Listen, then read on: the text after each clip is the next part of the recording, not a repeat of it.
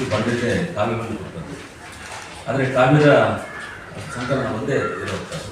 ಆನಂತರ ಅವರು ಕೃಷಿಗೆ ವಾಪಸ್ ಹೋದ್ಮೇಲೆ ಹೆಚ್ಚು ಗದ್ಯಕ್ಕೆ ಹೆಚ್ಚು ಒತ್ತು ಕೊಡೋದನ್ನು ನಾವು ಗಮನಿಸ್ತೀವಿ.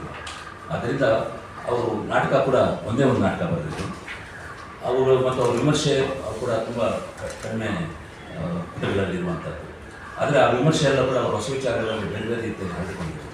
ಈ ಮತ್ತು ಅವರ ಕಥೆಗಳು, ಅವರ ಅನುವಾದಗಳು, ಅವರ ಕಾದಂಬರಿಗಳು, ಈ ಥರದ ಅನೇಕ ಪುಸ್ತಕಗಳು ಇದ್ದು ಅವೆಲ್ಲವನ್ನೂ ಕೂಡ ಜೋಡಿಸ್ಕೊಳ್ಳುವ ಒಂದು ಸ್ವಾತಂತ್ರ್ಯವನ್ನು ತೇಜಸ್ವಿಯವರ ಶ್ರೀಮತಿ ನಮಗೆ ಅವಕಾಶವನ್ನು ಕಲ್ಪಿಸಿದರು.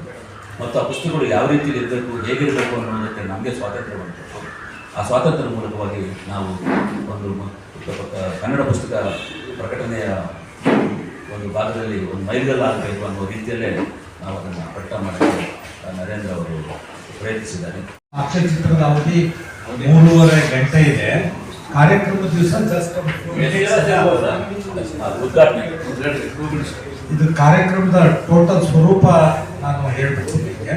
28 ಮತ್ತು 29ನೇ ತಾರೀಕು ಬೆಂಗಳೂರಿನ ರವೀಂದ್ರ ಕಲಾಕ್ಷೇತ್ರದಲ್ಲಿ ಸಾಂಸ್ಕೃತಿಕ ಹಬ್ಬ, ತೇಜಸ್ವಿ ಸಾಹಿತ್ಯ ಸಾಂಸ್ಕೃತಿಕ ಹಬ್ಬ, ರಾಷ್ಟ್ರೀಯ ವಿಚಾರ ಸಂಕಿರಣ ನಡೆಯುತ್ತೆ 2 ದಿವಸ. ಇದನ್ನು ವಿವಿಧ ಹಂತಗಳಲ್ಲಿ ವಿವಿಧ ಗೋಷ್ಠಿಗಳಲ್ಲಿ ಕಾರ್ಯಕ್ರಮ ನಡೆಯುತ್ತೆ.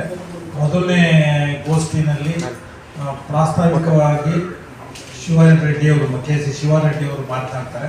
ಕೆ ಸಿ ಶಿವಾರೆಡ್ಡಿಯವರ ಬಗ್ಗೆ ತಮಗೆಲ್ಲ ಗೊತ್ತಿರಬೇಕು. ಅವರು ಪೂರ್ಣಚಂದ್ರ ಸಾಂಸ್ಕೃತಿಕ ಅಧ್ಯಯನ ಕೇಂದ್ರ ಬೆಂಗಳೂರು ಅದರ ನಿರ್ದೇಶಕರು. ಅದರ ಜೊತೆಗೆ ತೇಜಸ್ವಿ ಮತ್ತು ಕುವೆಂಪು ಇಬ್ಬರೂ ಶ್ರೇಷ್ಠ ಸಾಹಿತಿಗಳ ಪೂರ್ಣವಾಗಿ ಅಧ್ಯಯನ ಮಾಡಿಕೊಂಡು ಅವ್ರ ಬಗ್ಗೆ ವಿಶೇಷವಾದ ಬಲವನ್ನು ಬೆಳೆಸ್ಕೊಂಡು ಅದರ ಬಗ್ಗೆ ಅವರು ಒಂದು ರೀತಿ ಸಂಶೋಧನೆಗಳನ್ನ ಮಾಡಿ ಪುಸ್ತಕ ರೂಪದಲ್ಲಿ ತಂದಿದ್ದಾರೆ.